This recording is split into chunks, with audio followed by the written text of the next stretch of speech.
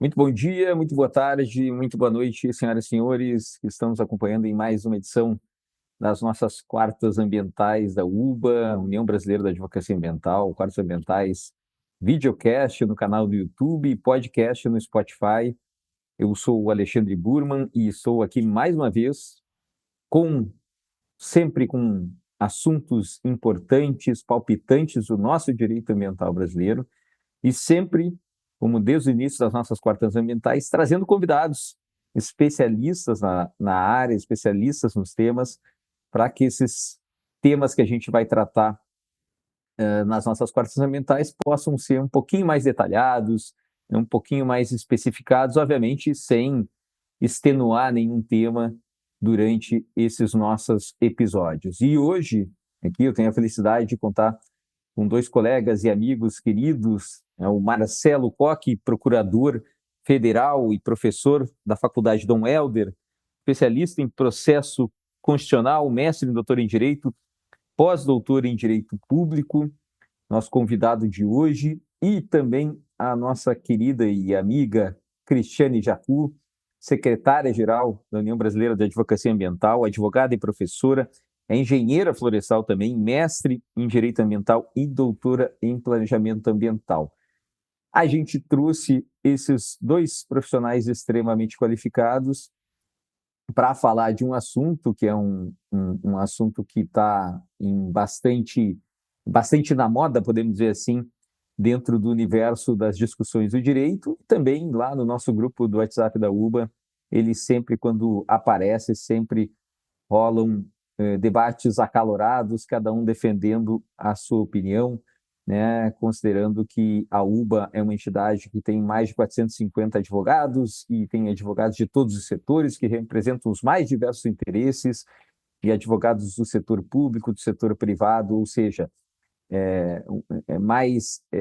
uma miscelânea de argumentos que a gente tem e é para isso que a gente vai debater um pouquinho hoje.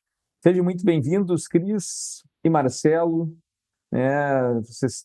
Eu passo primeiro a palavra para a Cris, cavalheiristicamente, para Cris dar suas primeiras impressões aqui e depois já passamos para o Marcelo para entrar diretamente no tema.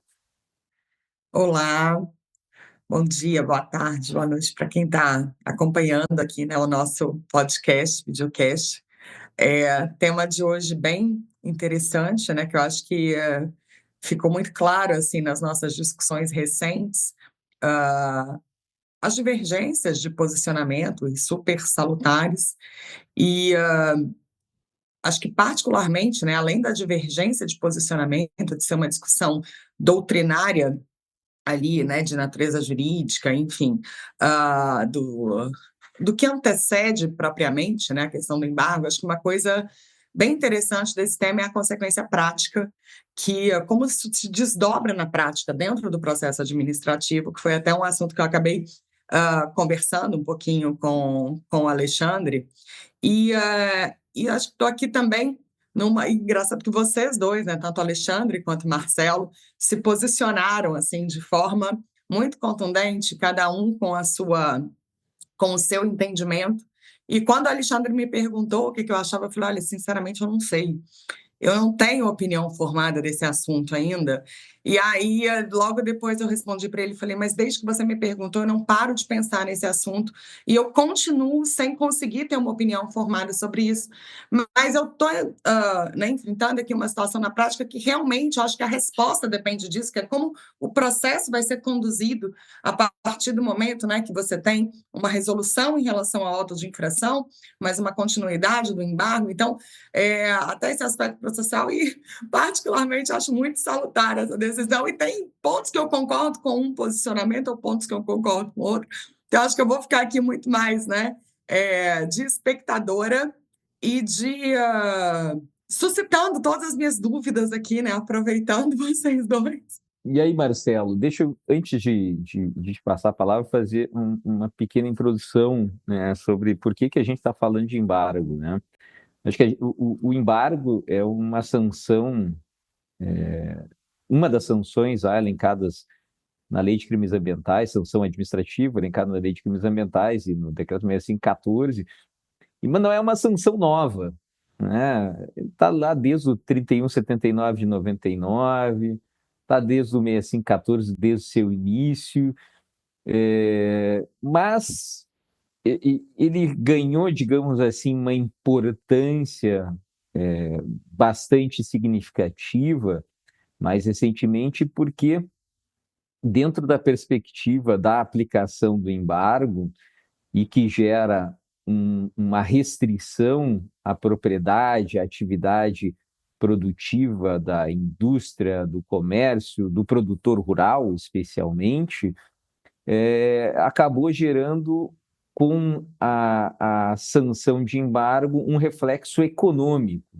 né? Especialmente na concessão de crédito dessas pessoas, dessas empresas, que estão tendo seus nomes vinculados, seus nomes, seus CPF, seus CNPJs vinculados a essas áreas embargadas, e as instituições financeiras, dentro de uma perspectiva de não ser considerada, né, nos julgamentos tem acontecido isso, ter um alcance muito maior da responsabilidade indireta ao ser considerada participantes desse processo como, entre aspas, financiadoras de uma eventual degradação ambiental, acabaram restringindo esse crédito, dizendo, olha, não vou, né, e, inclusive com regra do Banco Central, dizendo, olha, esse tipo de situação não é passível de concessão de crédito para determinados empresas, determinadas pessoas, né? E a partir disso gerou um debate, eu acho que começou a se aprofundar um debate em relação ao embargo, que ele não existia, né? Eu acho que o próprio direito ambiental, e nós aí que já temos uma certa vivência, a gente concorda que ele é um direito muito novo, né, que ainda tem muita coisa que se aprofundar.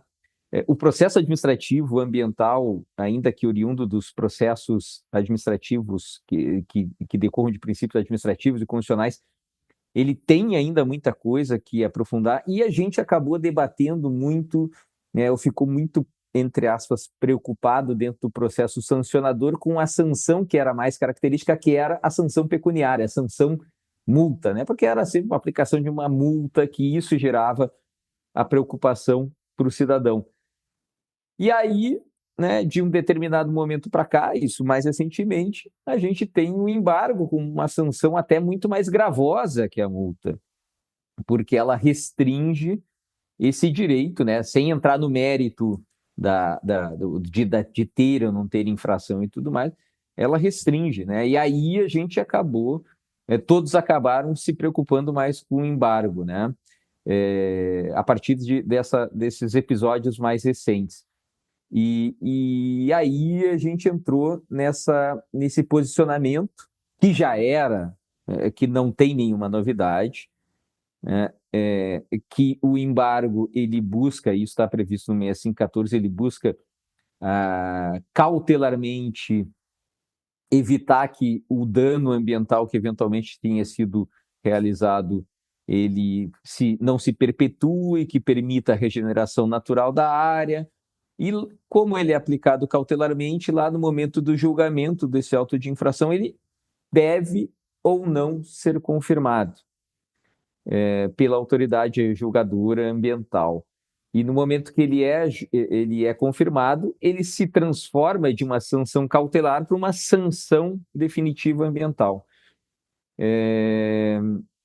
E a partir disso, né, a gente começa a ter algumas discussões pontuais em relação ao que é efetivamente esse embargo, porque o embargo ele tem uma característica muito clara, que é evitar o dano, não perpetuação do dano, regeneração na área. Ele tangencia ou se comunica muito fortemente com a reparação civil, com a responsabilidade civil dentro de um processo administrativo, né? E aí eu queria passar a palavra para o Marcelo aí, dando essa introdução aí, e para ele dar sequência e a gente depois falar um pouquinho sobre as consequências dessa sanção cautelar ou sanção definitiva. Olá, né, amigos Cris, Burma, né? Para combinar com o tema, eu vou dizer que eu me sinto embargado de emoção, né, por estar junto com vocês, né? nesse debate. E é muito bom a gente debater o tema e é muito bom a gente interagir com o tema. E o meu ponto de partida, Burma, é desconstruir o teu ponto de partida. E como que eu vou fazer isso? Inicialmente, eu vou convidar todo mundo a aplicar uma espécie de pensamento Rawlsiano aqui. Lembram do John Rawls? Quando John Rawls vai lá na teoria da justiça, ele fala que a gente precisa do véu da ignorância. Lembra, Cris? Lembra, Bono? O véu da ignorância serviria para nos aplacar e nos tirar as nossas pré-compreensões. Porque aí a gente consegue assimilar posicionamentos e formar juízos de justiça a respeito de um tema. Então, vou pedir para todo mundo que está me ouvindo, os meus nobres, minhas nobres colegas da UBA, advogados, advogadas, profissionais como todos, juízes, juízes e principalmente estudantes de direito, que todos somos, né? Sempre vamos ser, que nós coloquemos um véu da ignorância, que nós deixemos de lado a nossa pré-compreensão, aquilo que a gente vê a respeito do embargo, para repensar em um novo pano de fundo. E um novo pano de fundo que eu convido a gente a pensar a partir de Carlos Maximiliano. Né? O nosso nobre Carlos Maximiliano, por vezes esquecido hoje, né, Burma? As pessoas leem tão poucos clássicos, né, infelizmente. E o Carlos Maximiliano tem uma passagem que ele fala lá da base do pensamento de Ulpiano. Há quanto tempo a gente não ouviu falar de Ulpiano, né? E que as normas, a lei, ela não pode ser interpretada a partir de um trecho. Essa base da construção, e eu não vou entrar aqui nos éditos dos pretores, podem ficar tranquilos, tá? Essa base da construção se alicerça naquilo que viria a se construir como pensamento sistemático. O pensamento sistemático aborda o sistema, aborda a construção do ordenamento jurídico e sua aplicação como um todo, Cris. Como um todo. E, ao mesmo tempo, a gente não parte nesse todo no vazio. A gente vai partir de uma base estrutural, e aqui eu chamo, para combinar o nosso argumento jurídico com o argumento antropológico, né? Chamo aqui da antropologia a partir do Martin Harris, no qual ele estrutura o pensamento de infraestrutura, de estrutura propriamente dita, de superestrutura, a partir de necessidades. E que a gente coloque em questionamento a cultura e aquilo que a gente é habituado em um pano de fundo a fazer. Nesse pano de fundo, a gente tem que, por décadas, e quando eu digo décadas, não é figura de linguagem, os órgãos ambientais passaram a ser vistos como órgãos que vão lá e multam, que vão lá e punem. A partir disso, ele direcionava um ofício para o Ministério Público, seja ele federal, seja ele estadual, e dizia: verifique de um lado a responsabilidade penal e verifique de outro lado a reparação do dano. Em outras palavras, o pano de fundo era um pano de fundo estruturado para que os órgãos do SISDAMA se concentrassem dentro da fruição de suas competências punitivas. Entretanto, se a gente for pegar o próprio artigo 23 da Constituição, nós vamos ter que a competência comum de todos os entes federativos preservar e promover a proteção do meio ambiente. A proteção e a preservação do meio ambiente, ela não se faz só pela vertente punitiva, só por normas ambientais punitivas. Pelo contrário, eu preciso de conglomerar e ligar o artigo 23, que fala da competência comum, da proteção, com a Política Nacional do Meio Ambiente. E a Política Nacional do Meio Ambiente, lá desde 1981, lá na 6938, fala que é atribuição dos órgãos do CISNAMA promover a proteção ambiental. Esse ponto é importantíssimo. Esse ponto é importantíssimo. As medidas de promoção e de proteção ambiental não vão ficar restritas à estrutura punitiva. A gente vê isso de forma clara no artigo 4º, inciso 7. A partir dessa lógica de cenário, o IBAMA, assim como o ICMBio, mudou a sua compreensão de pano de fundo e de papel.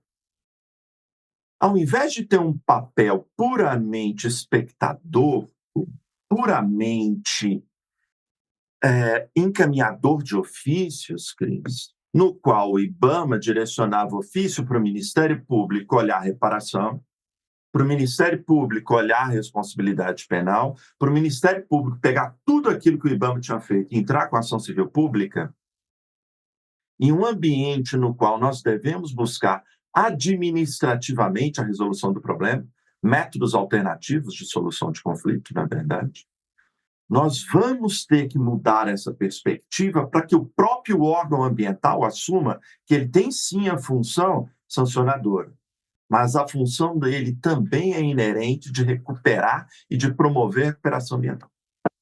Ele tem essa função inerente. E a gente vai ter aqui um overhearing a partir da Lei 14.944, lá de 2024, final de 2024. E a partir do decreto 12.189.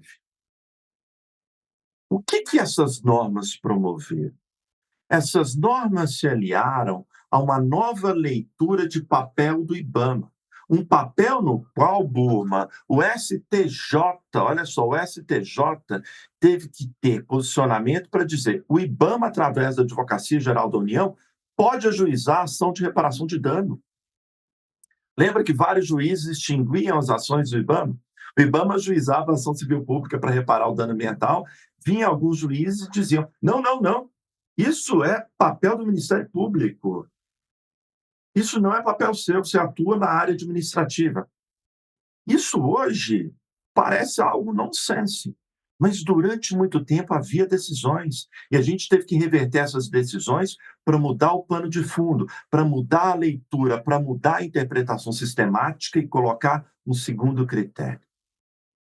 Portanto, o papel dos órgãos do CISNAMA, seja do IBAMA, seja do ICMBio, sejam dos órgãos estaduais, sejam dos órgãos municipais, não é só atuar no direito sancionador, é atuar também na recuperação do dano ambiental.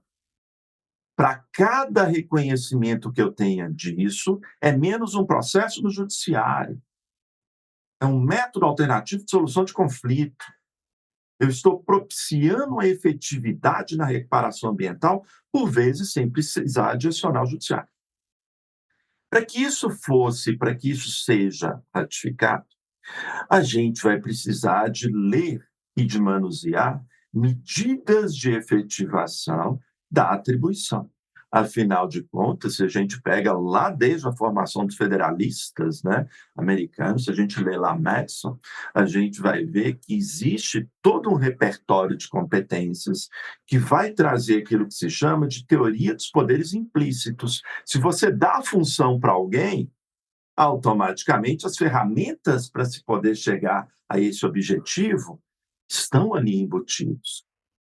Então, se nós temos uma atribuição constitucional de recuperação dos bens ambientais, se nós temos uma atribuição em ação administrativa, lembrem-se, o artigo 23 da Constituição, ele fala de ações administrativas. Se as ações administrativas se voltam para isso, se a Política Nacional do Meio Ambiente se volta para a preservação e recuperação do dano, e se eu tenho essas atribuições para os órgãos ambientais, as ferramentas devem estar ali implícitas. Dentre as ferramentas, nós temos os embargos. Os embargos administrativos, portanto, não são de uma única espécie. Os embargos administrativos são gênero. Os embargos administrativos, enquanto gênero, podem ter duas espécies. Os embargos administrativos podem se voltar para atuar enquanto medida sancionatória. Exemplificando, eu posso ter uma empresa produzindo um produto lesivo ao meio ambiente e à sociedade como um todo. Vem a administração e embarga a atividade. Portanto, nessa perspectiva, o embargo vai ter uma função ligada ao processo sancionador. Entretanto, eu tenho outra espécie de embargo. O embargo com sua função reparatória. Um embargo voltado para a recuperação ambiental. Um embargo não voltado para a punição. Um embargo que tem autonomia perante o processo sancionador. Isso é tão forte dentro do overhauling que a gente teve com essa mudança normativa que eu mencionei para vocês, que a Advocacia Geral da União, através de um trabalho muito intenso da coordenação da qual eu faço parte, tenho a alegria de fazer parte, com um trabalho enorme da doutora Débora, da nossa procuradora-chefe, doutora Karina Macedo, firmou o posicionamento que é possível, olhem só, o que eu sustento com vocês, tá? Sustento com vocês que é possível o embargo imprescritível, conforme já reconhecido por vários tribunais. E mais, sustento que é possível o embargo sem auto de infração. É possível o embargo sem que haja auto de infração. O embargo que não vai ter nenhum tipo de fundamento em sanção. Se ele não tem nenhum tipo de fundamento em sanção, por que ele é feito? A gente vai ter o substrato dele de fundamentação, tanto na Política Nacional do Meio Ambiente, quanto também na Política Nacional de Controle quanto ao Fogo, que vai alicerçar a Instrução Normativa do IBAMA, número 8 de 2024, que, por sua vez, se prende ao Decreto 12189 de 2024. A função do embargo nessa seara é restringir a atividade no local para guarnecer a reparação. E aí eu vou desconstruir o ponto que você tinha levantado, Burma. O embargo não restringe propriedade. O embargo não restringe nenhum uso legal da propriedade. Primeiro, porque o embargo é só na área embargada. O embargo reparatório, ele pode ser levado, ele tem que ser levado pelo IBAMA para a área reparatória. Vou deixar de forma clara, trabalhar com exemplos concretos e um raciocínio aqui ligado à estrutura tópica de Wiegel. Ou seja, nós vamos trabalhar o problema e, a partir do problema, ligar com essa base abstrata normativa que eu trouxe para vocês dentro do raciocínio da interpretação da hermenêutica sistemática, lá explicitada no marco referencial de Carlos Maximiliano. Vamos lá. Suponhamos, Burma, o seguinte: o indivíduo tem a sua fazenda. Por um fator qualquer do destino, não há responsabilidade do indivíduo, mas há dano ambiental. Observem comigo, eu estou dizendo que o indivíduo não participou com nenhuma ação e nenhuma omissão, não houve ação ou omissão dele para fins do dano, mas aconteceu dano ambiental. Para ficar bem explícito, tá? Para ficar bem explícito. Alguém foi lá, colocou fogo, ou pegou fogo na APP, na Área de Preservação Permanente, ou pegou fogo na reserva legal. O fato de ter pego fogo, Burma, descaracteriza a APP da sua condição, da sua qualificação jurídica de APP?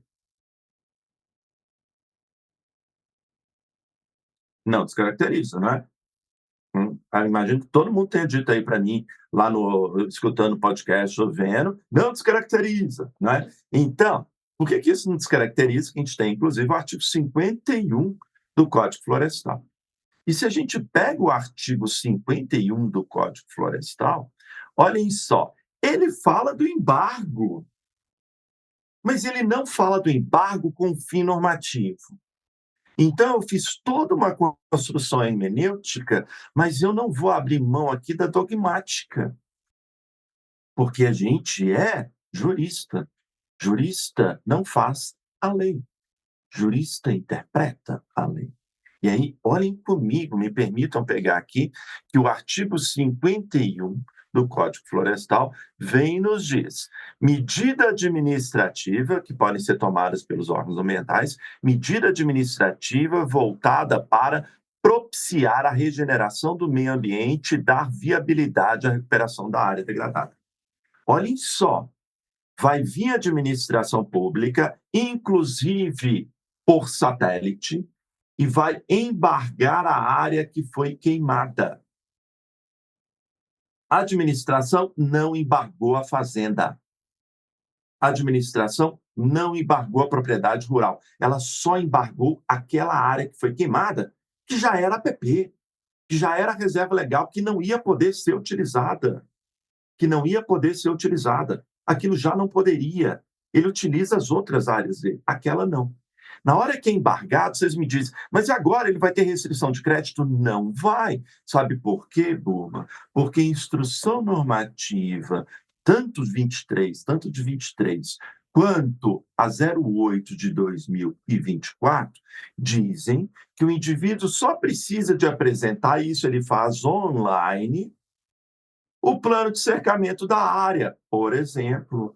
E aí, a normatização diz que os efeitos do embargo são cessados. Olhem só que interessante. Os efeitos do embargo são cessados porque o indivíduo está com um plano de cumprimento. Ele só cercou a área para não haver gado indo para a área, para que ele demonstre que ele não está utilizando a área. Em outras palavras, aquela área já não era utilizável. Ele está sendo sancionado? Ele não está. Ele só está cercando a área e contribuindo para a reparação ambiental. Em outras palavras, meu amigo, o que a gente vai ter no embargo é um embargo reparatório. E por que ele é imprescritível? Porque a função dele é reparatória, a função dele não é punitiva, a função dele é permitir que a área alcance o seu processo ecológico regular, é permitir o retorno ao status quo antiambiental. Ninguém está restringindo, nós queremos que as coisas se retornem ao seu processo ecológico. Em outros termos, quando a gente pensa do embargo no século XXI, quando a gente pensa no embargo perguntando para a Alexa para que ela toque o nosso podcast, nós não podemos pensar no embargo com a cabeça de 1900 e minha avó usava biquíni. Nós temos que pensar hoje em um papel da administração pública proativo, através da atuação do IBAMA e da Advocacia Geral da União, no qual o órgão administrativo, o órgão do CISNAMA, atue na recuperação. Caso contrário, para cada queimada que houver, vai ser uma ação civil pública. Caso contrário, a gente vai judicializar tudo. Caso contrário, a gente já vai inflar os tribunais, a gente vai judicializar não só o direito ambiental ao excesso, nós vamos judicializar a nossa hermenêutica. E te digo, existe recuperação ambiental, existe aplicação do direito ambiental para dentro dos tribunais. Devem os órgãos administrativos atuar. E quem diz isso não sou eu, completando aqui a minha fala. Isso foi decidido na DPF 743. Na DPF 743, o Supremo Tribunal Federal determinou que o órgão ambiental, no caso o IBAMA, medida de referência que serve para todos os órgãos do CISNAMA, adote vias efetivas para a recuperação ambiental. Adote vias efetivas para dar eficiência política ambiental, a política de controle do fogo, adote vias efetivas, inclusive por via dos embargos. A temática dos embargos foi tratada dentro da DPF. Portanto, a efetivação no processo estrutural de proteção ambiental hoje se faz por meio dos embargos reparatórios.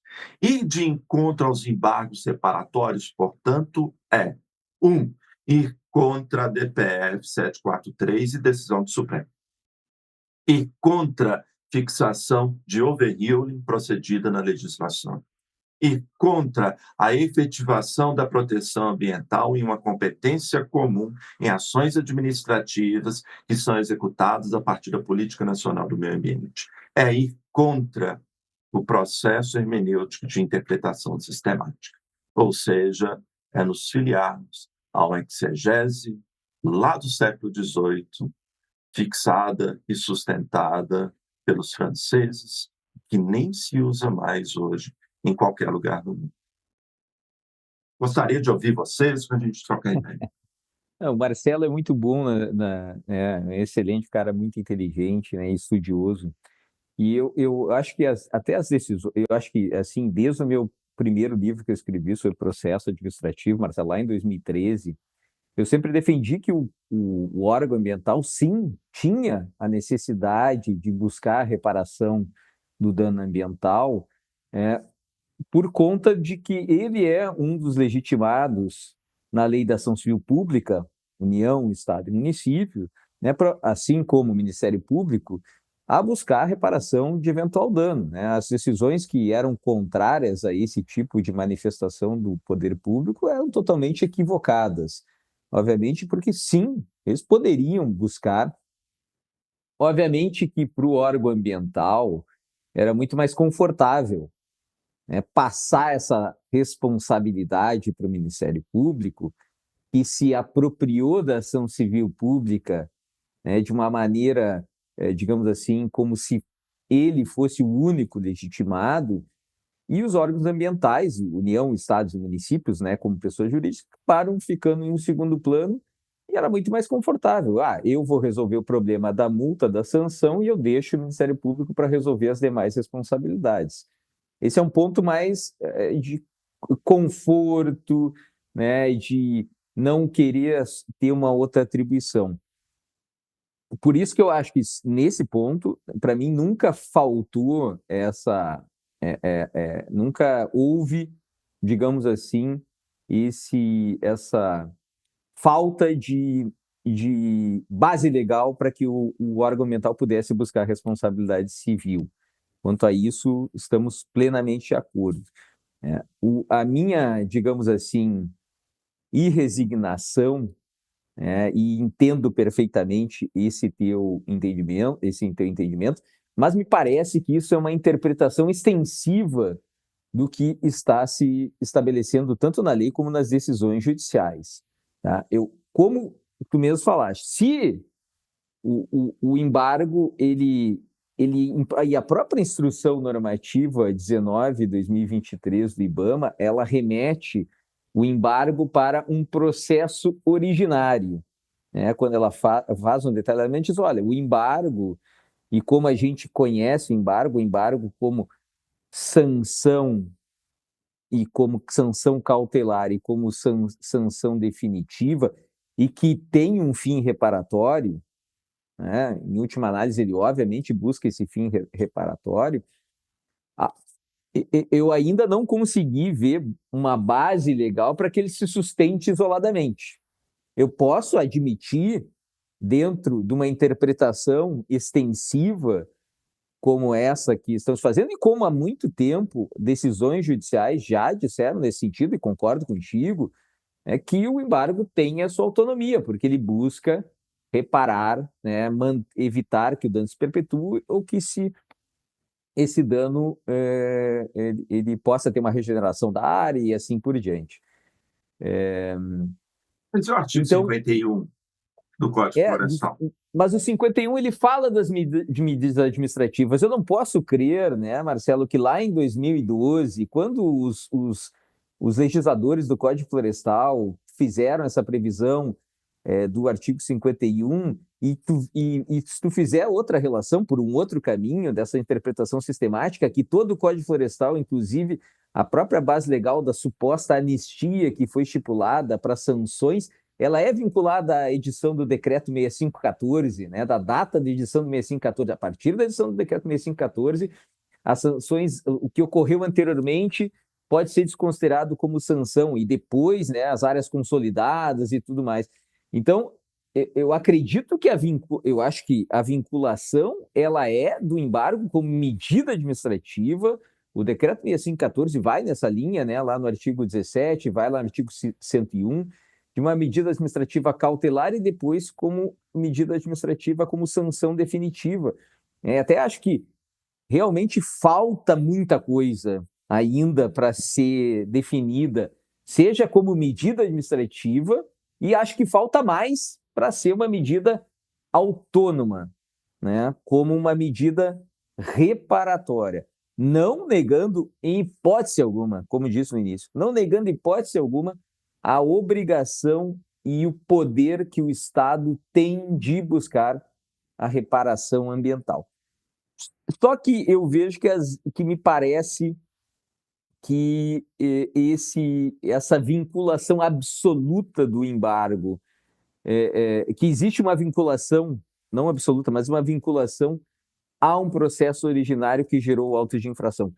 Essa tua citação, né, e acho que também a gente está transitando no mundo da teoria e das teses. Se a gente descer um nível abaixo, ou 2 níveis abaixo, a gente vê que isso que tu está falando não ocorre. O órgão ambiental, IBAMA, inclusive, ele embarga toda a área. Ele não embarga somente a área que está ocorrendo o suposto dano. Eu tenho caso concreto disso, onde o IBAMA embargou toda a propriedade do cidadão, e o órgão ambiental estadual, que é o responsável pelo licenciamento, e aí a gente talvez tenha uma discussão a respeito de competência, conforme o artigo 17 da Lei Complementar 140, o órgão ambiental estadual, que é responsável pelo licenciamento, ele regulariza a situação embargada e diz: vou regularizar aqui 10% da tua propriedade, que foi isso que tu interviu. E o IBAMA não aceita porque ele embargou a totalidade da propriedade. Ele diz: olha, o teu órgão ambiental disse uma coisa e eu estou dizendo outra. E esse tipo de situação gera, como tu mesmo falou, um problema, que é a judicialização de todos esses processos. Porque o cidadão, o produtor, o proprietário e tudo mais, ele não fica satisfeito com a aplicação da sanção e com o embargo que é aplicado e que restringe, porque aí, Marcelo, no mundo real, o cidadão recebe uma lista lá de situações que tem de alertas do MEP Biomas. A instituição financeira manda esse alerta do MEP Biomas como análise de risco, e ele não consegue ganhar o financiamento, né? E aí ele vai ter que procurar o advogado para o advogado judicializar essa questão. Mas porque ele pode apresentar na esfera administrativa. A orientação que a gente tem para a administração, que a administração está buscando fazer, é aplicar exatamente o parágrafo 1º do artigo 51, no qual consta que só a área de desmatamento ilegal é embargada. Inclusive, o posicionamento da AGU é esse: o embargo ele é situado. Agora, ele pode administrativamente para cessação dos efeitos, não pode? Pode, mas é que a instrução normativa que tu falou, a 08/2024, ela dificultou sobremaneira a busca pelo levantamento dos embargos na esfera administrativa. Por exemplo, ao exigir que se tenha um termo de compromisso firmado para justificar que aquela situação está regularizada. Para justificar, nesse caso específico, eu tenho uma regularização de área feita pelo órgão ambiental estadual, e o órgão ambiental federal não aceita a regularização de área firmada com o órgão estadual. Eu acredito que eu não tô querendo entrar no mérito das intenções. Eu acho que as intenções talvez tenham sido as melhores, para estabelecer mecanismos e critérios objetivos para isso.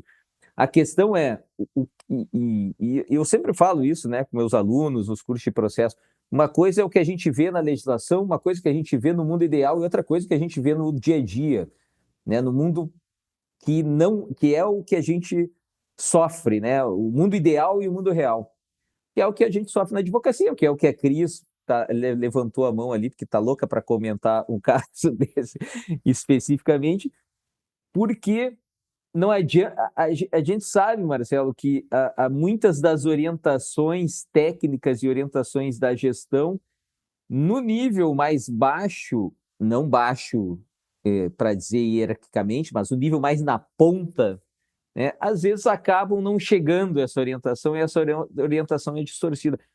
Por exemplo, né, vou te dar, e para te passar a palavra para a Cris, né, a gente tem um universo de imagens de satélite feitas que são utilizadas pelo Ministério Público através de um convênio com o MAP Biomas, onde qualquer tipo de supressão de vegetação ela é alertada, para depois ver se aquilo é regular ou irregular. Isso aí gera uma situação de desgaste para quem tem uma atividade regular bastante significativa, né? Sendo que muitas das imagens de satélite apresentam infrações, danos ou ocorrências do ano de 2020, do ano de 2021, e o IBAMA aplica cautelarmente o embargo. Quando o embargo cautelar, ele deve sistematicamente estar relacionado com o processo civil, o perigo na demora e a fumaça do bom direito, quando em 2020 talvez existisse uma situação cautelar, em 2025 já não há mais. Né? E aí a gente tem que ver que, na prática, algumas coisas estão acontecendo de uma maneira bastante prejudicial a todos os envolvidos. Isso gera um problema para o IBAMA, para a Procuradoria, porque a gente vai acabar entrando com ação judicial para levantar o embargo, e a gente tem conseguido, pelo menos aqui no TRF4, TRF1, levantar embargo cautelar que é feito com imagem de satélite. Né? A gente sabe que o TRF1 tem, e outros tribunais do TRF1 têm decisões judiciais dizendo que o embargo ele é vinculado ao processo administrativo sancionador. Assim como tem decisões em sentido diverso. Então, eu acho que assim, eu não quero bater martelo aqui, né, e dizer assim, realmente e sempre eu falo isso, né, não quero ser dono de nenhuma verdade e acho que teus fundamentos são extremamente qualificados. Eu só me parece, né, e como eu estava falando num outro podcast aqui com o pessoal da UBA, que ainda que exista uma suavização, né, um passo adiante do positivismo que existia anteriormente, em que a gente é vinculado, especialmente, princípio da legalidade na administração pública, eu até aceito que a gente tenha o princípio da normatividade, porque a gente vê o decreto sendo decreto sancionador, a gente vê uma resolução do CONAMA regulando muita coisa, a gente vê uma instrução normativa regulando tantas outras coisas. Mas, para mim, sem ter base, né, a interpretação extensiva me parece um pouco que é o que aconteceu com a responsabilidade civil, chamada de objetiva, né? O salto jurisprudencial, uma decisão jurisprudencial deu um alcance que não estava previsto na norma. E acho que a gente tem condições de sistematizar isso, para dizer exatamente isso. O embargo, ele é autônomo, ele é independente, ele se sustenta sozinho. Então, se a União quer dizer isso, então ela edita uma norma, né? Assim como ela disse, ela fez a alteração do artigo 83B e diz que, entre aspas, quem não reparar o dano pode ser sancionado. Beleza, de alguma forma, né, ela deu ela transformou o dano ambiental, trouxe para a esfera administrativa. Há uma certa confusão de responsabilidades. Eu acho que é isso que a gente precisa dar uma clareada, né? E, obviamente, isso aí passa por todo esse processo de de qualificação que a gente está fazendo. Oi, Cris, eu estou horas com a mão levantada e eu aqui não paro de falar. Não, imagina. Não, acho que excelente exposição dos dois, né? E eu estou aqui na expectativa de, enfim, aderir aqui a algum posicionamento. Não precisa aderir a nenhum, né? É Não, verdade. mas sabe quando realmente assim, você tem uma angústia que, de fato, você quer se posicionar sobre um tema, mas, na verdade, assim, eu concordo em parte com vários dos argumentos. E começando pelo Marcelo, assim, Marcelo, não tem como não discordar de você. Você fez uma colocação, assim, muito didática, muito rica, da evolução, né, do embargo, trazendo isso para não para um papel inovador que o órgão ambiental, né, já tinha, mas, na verdade, para ele avocar esse papel e utilizar esse instrumento como um instrumento de efetividade. E eu concordo plenamente com você nessa linha de evolução, inclusive social, de demanda, né, da regra como resposta social a essa questão que a gente tinha. E eu também concordo contigo quando você traz essa definição aqui, né, do embargo como gênero, do qual eu tenho, né, pelo menos do ponto de vista doutrinário, embargo sancionatório e embargo reparatório. Mas acho que na prática isso não fica tão simples da gente evidenciar. E aí eu concordo com o Burman, 2 pontos. Eu acho que isso vai gerar mais judicialização, sim. E trazendo outro ponto que você coloca, eu acho que o embargo reparatório, ele funciona muito bem nos moldes que você colocou, a partir do momento que a gente adota algumas premissas que você trouxe. É controle de fogo? É APP e reserva legal, que eu não poderia fazer, né, que eu não poderia utilizar?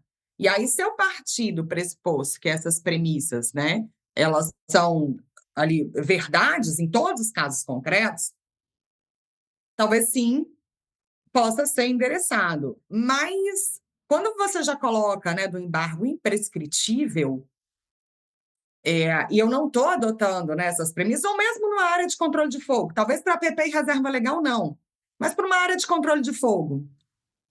E se aquela área fosse passível de uso? E se houver no futuro, né, uma mudança da regra de uso do solo? E eu estou com aquele embargo eternamente? Imprescritível é diferente de eterno, né? Não, pois mas aí quando eu falo que a gente também, o que eu sinto falta aqui, eu já vou chegar lá na pragmática, é que, ok, quando a gente coloca essas duas espécies do gênero, e que, do ponto de vista doutrinário e teórico, eles funcionam muito bem, assim, estão muito bem colocados, mas quando eu vou para a prática, e as diversas situações práticas, a gente necessariamente vai ter algumas pedras no meio do caminho que eventualmente vão culminar em uma judicialização. Outro ponto aqui, né, que você destacou, que eu assim colocaria, é que o embargo restringe somente uma parte da área. E assim, gente, o embargo para a pessoa jurídica, né, o embargo para o RGI de uma propriedade, um embargo, né, que não seja pessoa física, ele é pena de prisão para a pessoa jurídica, ele é pena privativa de liberdade. E ainda que, em alguns casos, até graças a Deus, os meus casos foram embargos parciais, eu não tive essa questão do embargo total. Mas, ainda que seja num reflexo extra-órgão ambiental, ele tem reflexos de área total. Por exemplo, moratória da soja. Moratória da soja, que é super antiga, lá desde de 2004, e a moratória da soja ela é um embargo no CPF ou no CNPJ da propriedade. Tem um embargo ali, você entra na moratória da soja. Porque você não sabe que a soja que você colheu e que você está vendendo, se é da área embargada ou se não é. Então, em alguns casos específicos, estou citando aqui a moratória da soja porque foi a que eu lembrei, né? Que necessariamente ele pode ser um embargo parcial, mas para fins de mercado, ele tem efeito na propriedade inteira.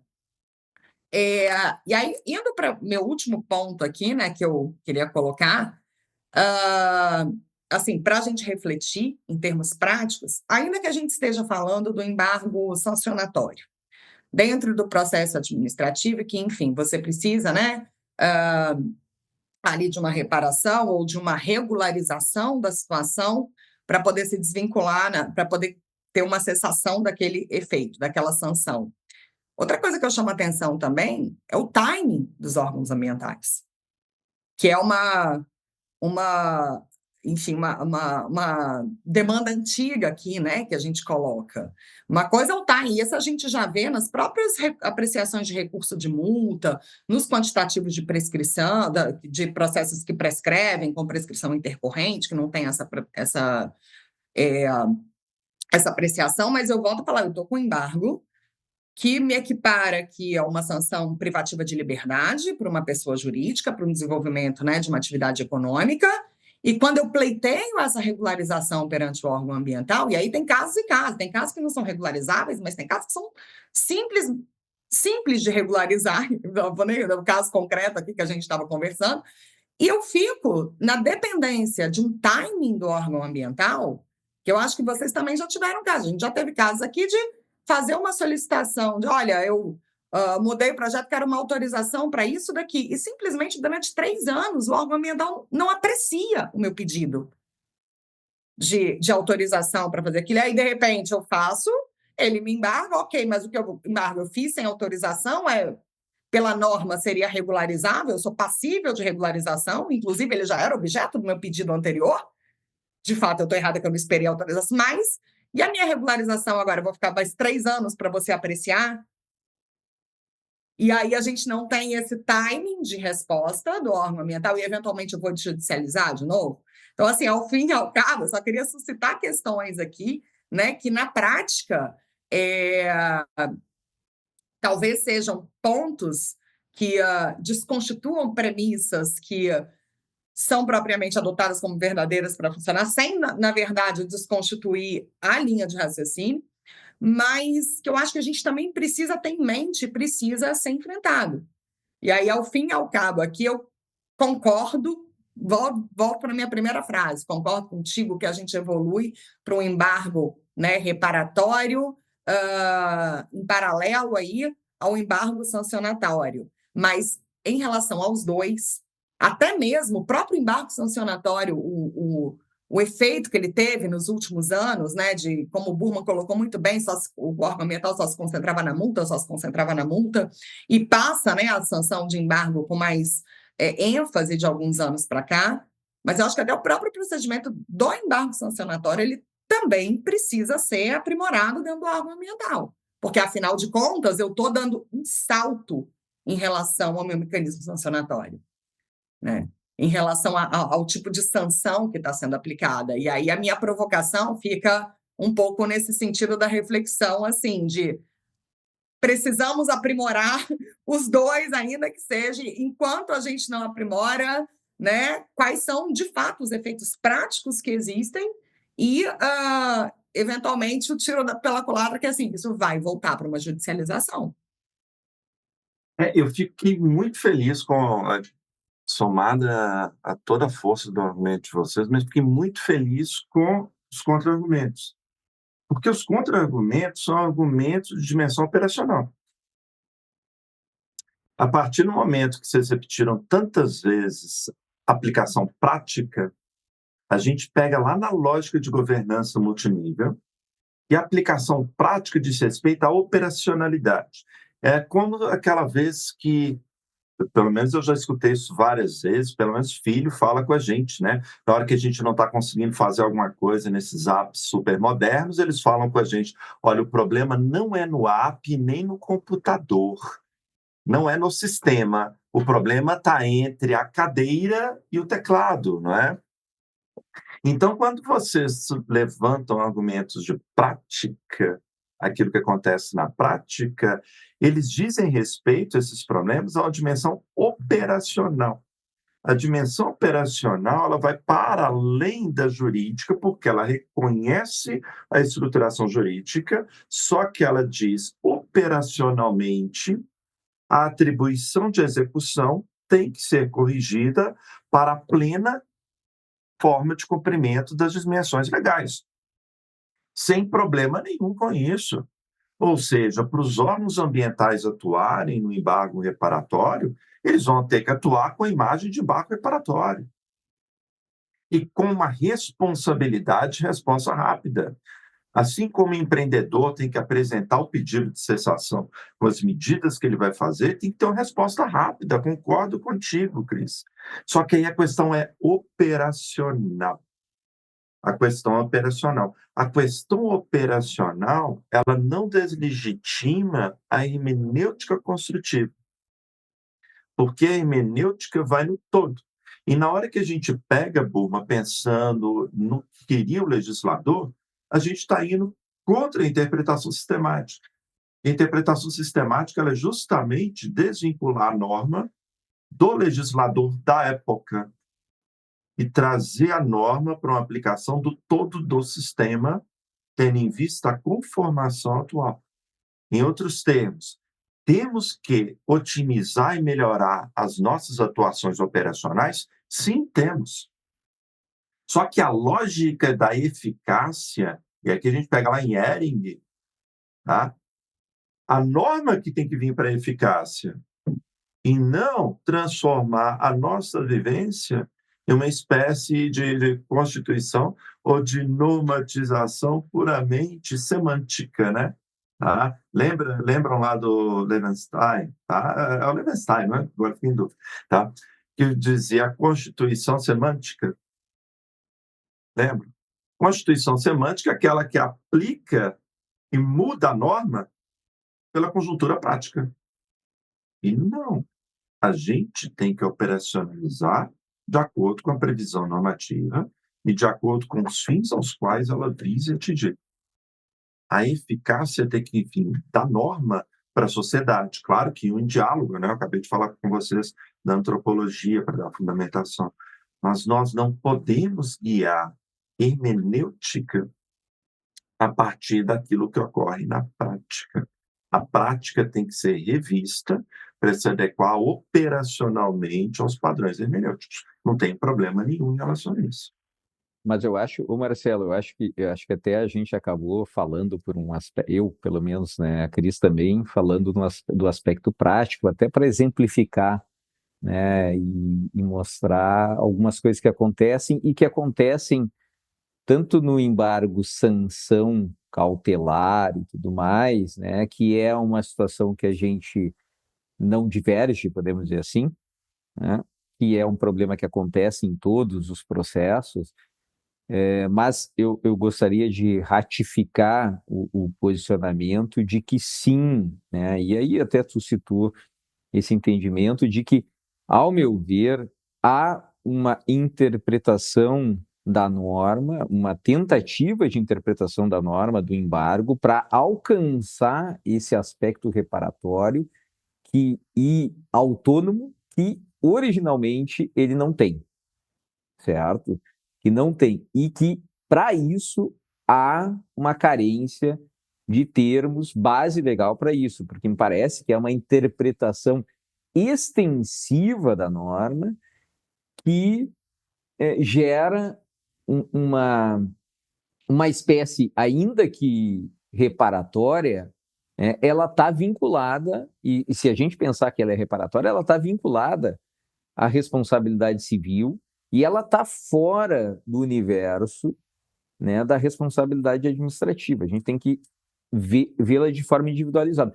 Tanto que o próprio IBAMA, também nessa linha de raciocínio, mais recentemente, com as instruções normativas 02/2020 e agora 19/2023, ela diz lá, olha, nós vamos cobrar sim, vamos exigir, ou é necessária a reparação do dano em processo separado, não é no processo sancionador, né? Ela diz, olha, vamos trabalhar aqui um outro setor que vai cuidar, até acho que isso aí internamente, o próprio IBAMA são setores separados. Então, na minha humilde visão, né, eu acho que ainda carece, né, desse regramento mais positivado, no sentido expresso, de que esse embargo reparatório ele é autônomo em relação a um processo, né? Porque, em última análise, sendo reparatório ou não sendo reparatório, ele é um ato administrativo, ele está sujeito aos princípios constitucionais do direito administrativo, né? Ele vai tramitar como um processo administrativo e a gente não pode desconsiderar algumas coisas que são vinculadas a ele. Eu não posso dar uma aura de imprescritibilidade ao termo de embargo quando a imprescritibilidade é da reparação do dano. Se, como eu disse, se o governo entende que para resguardar a reparação do dano e ele não quer promover ação judicial, e eu acho excelente, né, ele pensar dessa forma, o governo, né, o Estado como um todo, não o governo específico, mas o Estado como um todo, então nós vamos positivar isso. Então vamos tentar gerar isso. Ainda que talvez o efeito de judicialização seja o contrário. Não é o IBAMA que vai judicializar, vai ser o cidadão que acaba judicializando descontente com essas medidas. Tá? Só para não ficar no aspecto prático, né? Que aí eu concordo contigo. Se a gente vai só falar prática, aí é o problema da operacionalização, né? O órgão lá não consegue resolver o problema e tudo mais e vai fazendo de acordo como a coisa está indo. Eu acho que ainda tem uma questão de fundo, né? Que deve ser resolvida. Não, para mim, não está clara. Né? Não está tão clara como tu tá defendendo. Eu acho que ainda sim existe uma lacuna, né? E eu, particularmente, preferiria que essa lacuna fosse ela completada de forma positivada e não de forma interpretativa. Extensiva, ou seja lá, Nossa, como os a gente está entendendo. argumentos são muito bons. Como diabo, né? Muito bons. Mas, enfim, né, pessoal, o objetivo, né, obviamente, a gente não é extenuar o debate, né, é muito mais a gente conversar um pouquinho sobre esse tema, né, e a gente acaba se empolgando, né, querendo falar, né, a gente já passou de 60 minutos aqui falando, e passou como se fosse em 5 minutos aqui de uma conversa agradável, né, que a gente tem com esses colegas queridíssimos e que eu respeito demais, né, porque são extremamente profissionais, extremamente qualificados, que é o Marcelo, o Koch e a Cristiane Giacobi. Eu passo a palavra para vocês fazerem uma fala final aí, porque infelizmente a gente tem um tempinho para acabar. Agradeço demais, demais mesmo. Sempre bom estar nesse diálogo, nesse debate, tá bom? Tá? Eu admiro demais, tanto quanto profissional quanto como pessoa. A Cris também, né, amiga de longa data, né, de longa data, e destaco o quanto que esses debates são proveitosos para todo mundo.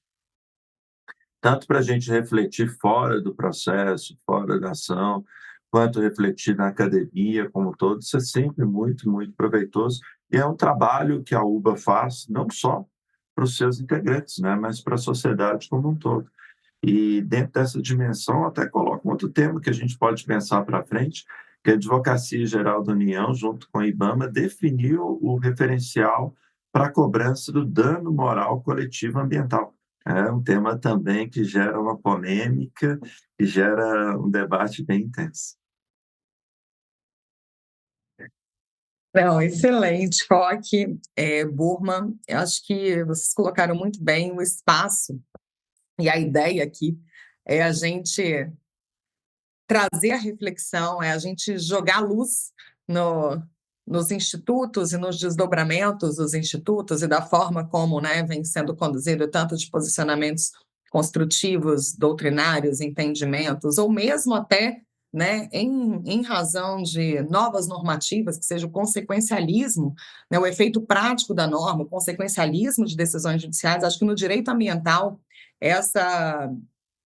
esse ponto de vista prático ele não tem como não ser colocado em xeque. Né? Acho que óbvio que todas as normas, todos os ramos do direito trazem isso, mas para a gente, Marcelo, quando eu coloco aqui, né, na prática, e eu coloquei lá na premissa, não, enfim, não vou discutir, mas o direito ambiental ele traz isso para a gente, né? Do efeito da norma prática e como é que a gente e que a gente só consegue trazendo esses exemplos e trazendo essas colocações. Eu acho que o objetivo que a gente está muito longe, né, de um consenso, a gente está muito mais para aprimorar o debate, aprimorar os institutos, e esse ponto de partida, né, de colocar, como eu falei, luz aqui no Instituto e nos desdobramentos, foi uma iniciativa muito bacana e com exposições assim brilhantes de ambos os lados. Então, parabéns, Bulma, parabéns, Marcelo. Obrigada, gente. Então tá, pessoal, para quem nos assistiu em mais uma edição das Quartas Ambientais Podcast, no canal do YouTube ou no Spotify, fica o convite para acessar as redes sociais da UBA e para assistir também os outros episódios das Quartas Ambientais, seja no Spotify ou tantos outros que a gente gravou desde o período da pandemia, que estão lá no nosso canal do YouTube, né, com várias participações, vários assuntos. A UBA, dentro dessa perspectiva, né, do diálogo e de gerar conteúdo ambiental de qualidade, é uma das nossas premissas como instituição. Marcelo, muito obrigado. Cris, muito obrigado. Nos vemos nas próximas Quartas Ambientais. Até mais, um grande abraço e tchau.